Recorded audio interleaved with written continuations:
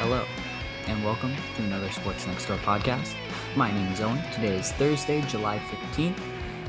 And once again, I am flying solo. I am not joined by my neighbor Max for this episode. This should be the last one before Max gets back from camping on Sunday. But until then, it will be another condensed podcast from myself because I know that no one wants to hear me ramble incessantly.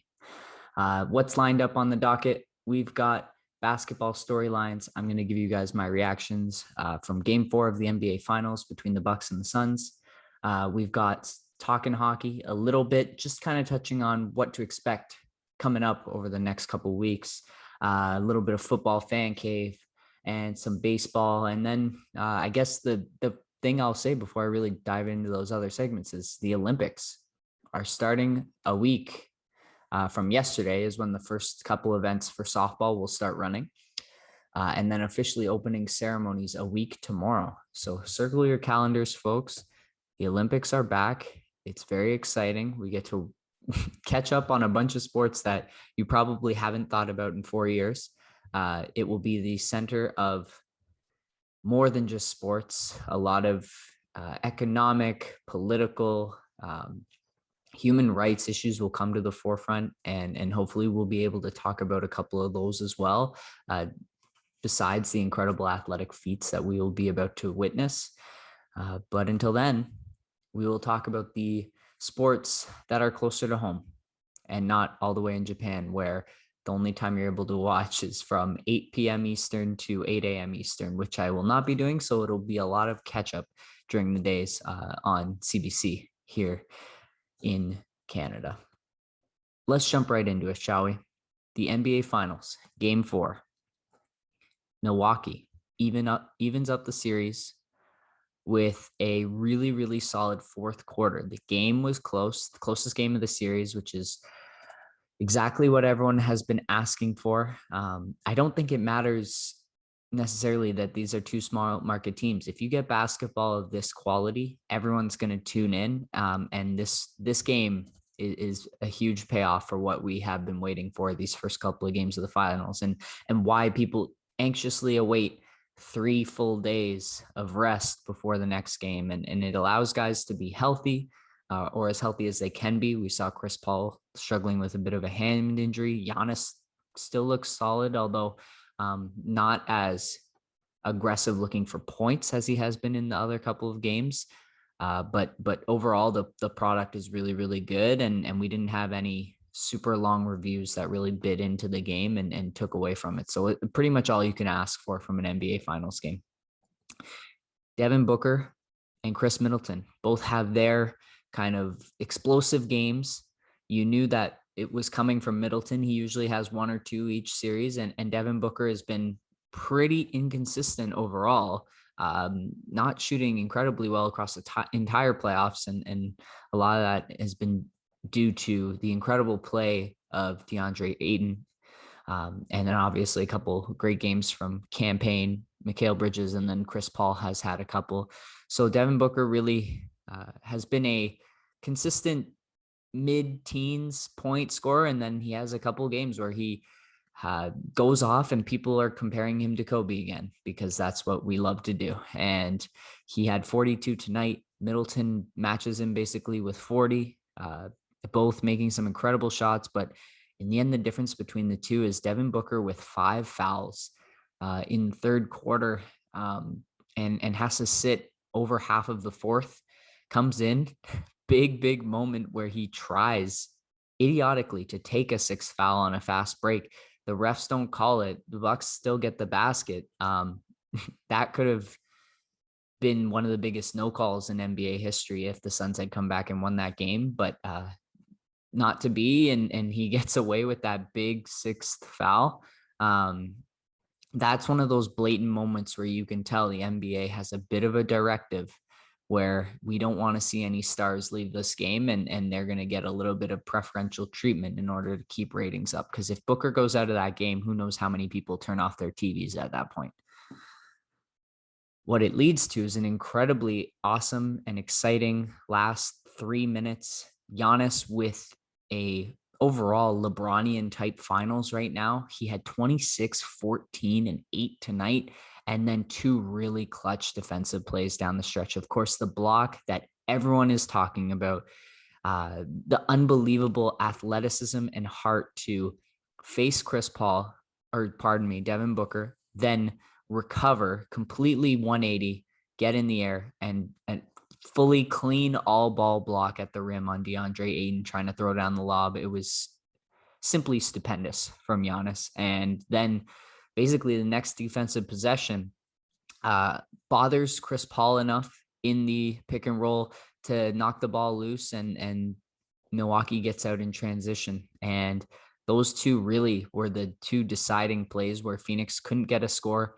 Milwaukee continues to grow their lead, and they finish things off. And it's a huge performance from Giannis.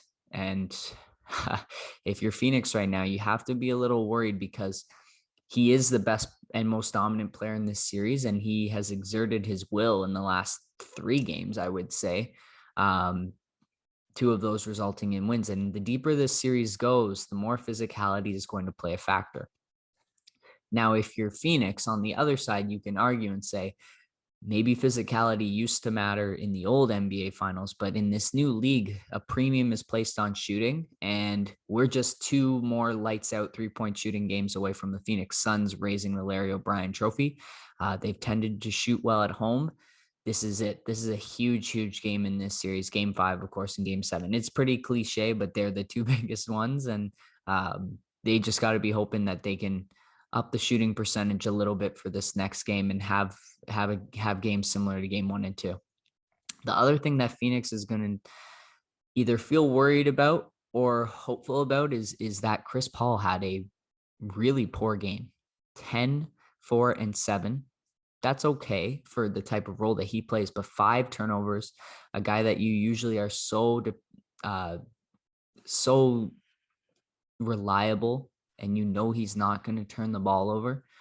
But he looks like he's being bothered by a hand injury, and we don't know what else has been ailing him throughout the playoffs.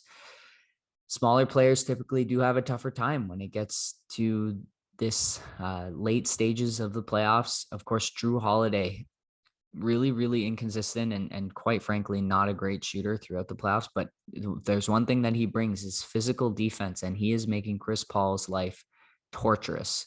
And it's definitely not got to be fun for CP to go up against that every night. And the deeper this series goes, who knows how that's going to affect him. Luckily, there's 3 full days in between each game at this point until Game 7. So if you're Phoenix, you're hoping that Chris Paul can get some sort of treatment to have that at least operational in time for Game 5. 2 couple last notes here. If you're Milwaukee, Brook Lopez, I know I was adamant that they should probably try and keep going with Lopez and take out Tucker, but it just in this game, Lopez a -13. It looks like he's struggling they're just going at him every time, whether it's Booker or Paul. And even if Tucker is sitting in the corner on basically both offense and defense sometimes, or Devin Booker's making mincemeat out of him, he at least plays with the confidence and that he's going to go out there and fight for you every night and be a little bit more of a pest than you would imagine Brook Lopez is to some of these guys. PJ Tucker's going to get in their face and really make them feel his presence, even if they're getting their buckets. So in that regard, I could see the argument there. I still think with the size that Milwaukee has, and the later this series goes, Brook Lopez is going to be an extremely important asset, even for just short runs where you can give him the ball and punish any small ball lineups that the Suns throw out there. And then the last guy I wanted to touch on was Pat Connaughton, who was a game high +21 in this game for Milwaukee. And he had 2 big threes late in the fourth quarter, some awesome offensive rebounds. And if they can get that from him, if it's anywhere from 8 to 10 points, 5 rebounds, and 2 of those are offensive, like that's all you can ask from him. He has turned up the compete level at the very least. There's still some plays that he makes that may cost them one or two more games left in this series, but you have to respect the heart. That's something that Max mentioned last weekend. So I want to take one moment to highlight what he's been doing for that team. Going into game 5, it's going to be really important to see what type of Giannis we get. So far, it's just been super consistent. So then the next step is what kind of Booker, Middleton, Holiday do we get? And also Chris Paul, because those guys have seemed to vacillate in terms of performance throughout this series. And then the next layer after that is what are we going to see from the role players? Bridges, Johnson, Payne, Craig, Ayton. The Suns need a little bit more from each of these guys. And then on the other side, Connaughton needs to have a game like he did tonight. Lopez needs to bring a little bit more. And then who knows what they can scrap together with Forbes, Teague, Portis, what those guys can give them. But right now it's basically down to the team's top 6, 7 guys, and the rotations are going to shorten. And the physicality, I think, is going to be a factor. I know I picked Phoenix, and I still believe they can have 2 great shooting games. Of course, they're at home. They still have home court advantage for these last 3 games, but the way that this series is turned now, I've got my jersey on. Giannis is the guy who could really emerge as his coming out moment as the guy who took over in a playoff year. And despite the footnotes that may exist with no LeBron, no Kawhi, no Steph, none of those top tier guys, and a Brooklyn team that ended up missing out on Kyrie Irving and basically 80% of James Harden, you have to wonder if the story was different, but that's sometimes how it goes. And Giannis, this is a huge moment in his career, and I think he's up for it. So it will be really, really fascinating to watch when game 5 rolls around, and definitely looking forward to that. We're going to take a quick break and come back to talk a little bit more basketball. And we're back. Team USA blows out Argentina the other night, which is fine, but I wanted to talk about their 2 pretty shocking losses to Team Nigeria and to Team Australia. They were 30-point favorites to Nigeria. I think I mentioned this on the podcast last Sunday, but it's something that's worth repeating, that they then follow that up with the loss to Australia. First time they've lost 2 in a row in exhibition since 1992. And a lot of people are tearing apart this Team USA team. I think they're definitely missing more of the selfless, move the ball, set screens type of guys that they always have a couple of them on every really successful international team.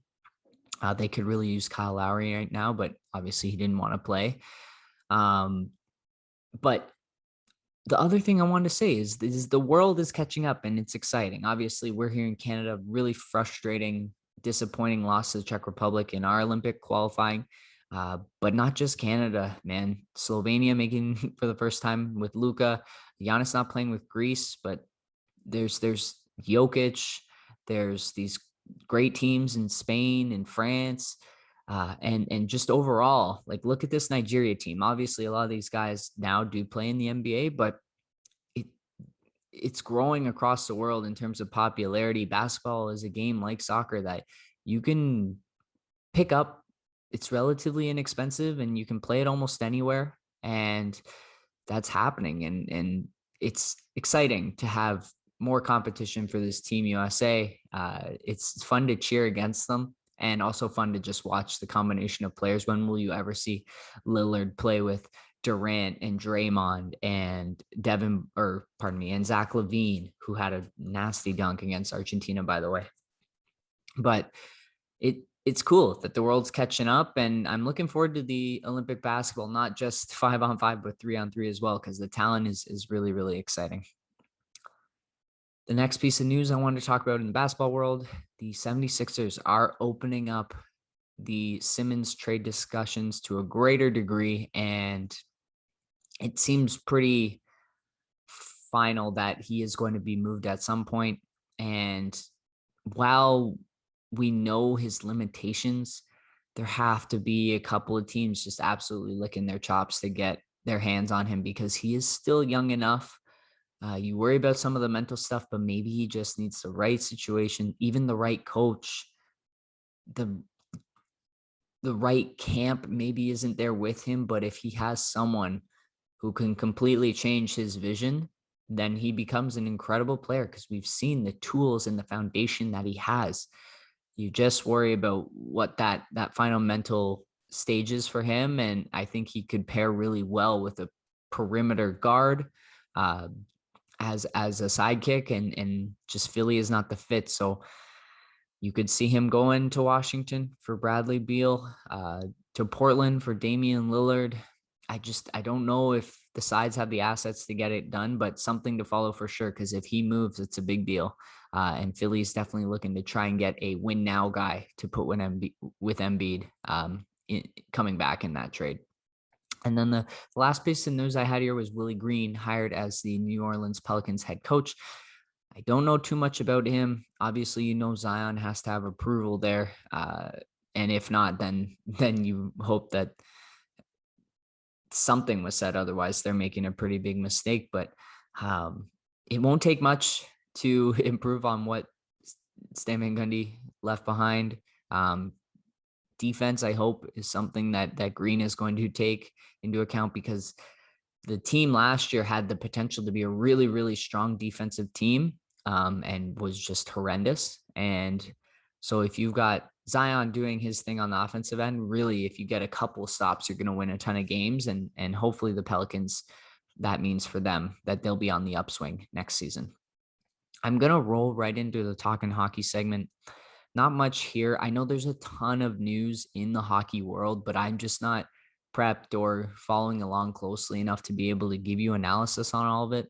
The Minnesota Wild have bought out Parise and Suter. My only thoughts on this is, it's been talked a lot about what this means for the dead cap. They're going to have 15 million in cap space taken up 3 and 4 years from now, which basically kills any sort of contention hopes that you would have. My thought on this is, at a certain point, it's in sports, there's never that certainty, right? There's no absolute that, at this time, this is going to be the case. There's always so many variables changing, affecting things. But if you're Minnesota, 3-4 years from now, we will not compete. We will not be contenders. And so having that finality, that assurance, just the knowing, it helps you plan. You can either really go for it now, or you can go right into a rebuild, go into a retool, lock up the guys you need. But then, those 2 years are going to be really, really difficult. But it's coming. So you can plan around that. Whereas some teams, like our Toronto Maple Leafs, aren't so forward looking and may not see the impending doom 2, 3, 4 years down the line. And then once they get there, they're actually screwed. But Minnesota can see the impending doom. And so they can make the adjustments and calculations to detour around it accordingly. So that would be the positive side that I see on that move. And also the fact that the sunk cost fallacy, Max loves to use that phrase. And for them, it's just that contract, those contracts have to get bought out at some point. So you just do it now, get it out of the way. There was no real other way that you were going to be able to get off of them. Now it's done. Now, how are you going to get past it? The reason that a lot of these transactions are going down is that just under 2 days from now, we have the roster freeze, where teams are required to submit their protection lists to the NHL for the upcoming expansion draft, which is now less than a week away. Super, super pumped. We may do a little bit of a preview for that on Sunday's show. We will see how prepared Max is for that. I'm sure he hasn't listened, so he's going to be for quite a surprise if I do my research. But that is going to be really, really fun, and we'll get to make our predictions and shoot all of our takes out there about what this Seattle team is going to look like coming up next season. And hey, if the odds look decent enough, then you maybe put a little bit of money on their futures bet to make the playoffs, win the Stanley Cup, because no one saw Vegas doing what they did, and they did it. And Seattle could be right behind them. The last thing I wanted to say was Zach Hyman. Looks like he's headed out, and I love Zach. I'm going to be really bummed when he leaves, and it's going to be a huge piece missing. The thing I would say, though, is that he is 29. The Leafs don't have the cap space to afford him. He's coming off quite a few injuries that could deceptively derail him. And in the style of hockey that he plays, he's going to age a lot quicker than some other guys. So from a heartless, cold perspective and the business side of things, it won't hurt as much to see Zach go. As a personal fan perspective, it's going to hurt my heart a lot because I love Zach. But it looks like they're way off in negotiations, and at least it's fun to see and prophesize what his best fit is in free agency and what he could bring to a team, because the one that's always floated out there is Edmonton. Everyone wants to see guys in Edmonton because Connor just elevates the play of everyone. But Zach could be a really fun piece in Edmonton if he's on that Connor McDavid line. And oh my gosh, would they be hell to play against if they aren't already. All righty, let's move along to our football fan cave. We're going to start with some footy. Across the pond, Lionel Messi re-upping with Barcelona after the saga a couple months ago where he seemed like he wanted out. He was at odds with the ownership of the team, but it seems like things have been patched up. He takes basically a 50% haircut on his salary, still making $85 million per year for 5 years. Absolutely ridiculous money. But he's coming off of a Copa America win, so obviously very much so still a top class player, deserving of maybe not that level of salary, but the reputation itself definitely warrants it. And we'll see how many of those years he's in Barcelona and how many years he may end up shaving off of that to head to the MLS. But he's loyal to his team where he's had the majority of his club success, and will be exciting to continue to watch him and see what Barcelona can do to retool around him as they have fallen off in the last couple of seasons.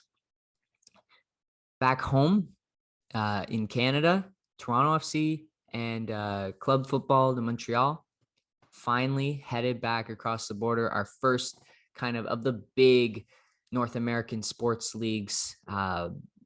I would guess I group MLS into it. They're kind of a secondary sports league, but exciting nonetheless that professional sports will be back in Canada. TFC hoping to host their first game this Saturday with 7,000 fans in attendance. And I cannot be more excited because it also means that the Blue Jays have to be just around the corner to come back. And it'll be 2 years almost since live sporting events have been played with fans in Canada. And I am over the moon about it. I cannot wait for that to happen. And I think it'll really help the team. They had to fire their coach, Chris Armas, after the 7-1 drubbing, but just having home fans and sleeping in your own bed, it just completely changes a team. And I think TFC could actually use it as a boost to go on a bit of a run here and try and climb into one of those playoff spots in the MLS. So keep an eye out for that. We're going to transition footballs into the NFL, and news coming through today that has me absolutely floored is that Tom Brady, a report came out that he played all of the 2020 season on a torn MCL. Seems ridiculous to me that he was still mobile enough to play at a high level as a quarterback, and they won the Super Bowl. So if that is the case, then good luck to all of the teams in the NFL, because the Tampa Bay Buccaneers have their basically entire starting roster back, plus Tom Brady, who is a year older, but a healthier knee, and has a full training camp to go through all this stuff with his guys. If the odds didn't move today, you might want to sprinkle a couple of coins on Tampa Bay for their success this season, because as long as he's still around, teams are going to win. And now that he's even healthier, maybe we see that in some impossible world that Tom Brady at 43, 44 now is still moving around like he did at 25, which isn't to say that he was ever great as a mobile player, but his pocket movement is very underrated. And if he's got healthy knees, then that's a big part of his success and leads into his throwing mechanics. So I was pretty shocked by that. And it just means that the Bucks are high up on my list of contenders once again, heading into the NFL season. We're going to finish off with a bit of baseball. Pete Alonso is the back-to-back home run derby winner. Snooze fest of an event, to be honest. I love the back gone guy, but not even he could draw me in this year. It's the first home run derby I haven't watched in a while, and baseball is losing me, man. It's losing a lot of people. The only reason I would hang in there is, of course, our dearly beloved Vladimir Guerrero Jr. winning the All-Star MVP, absolutely crushing a 468-foot moonshot. I'm all in on him.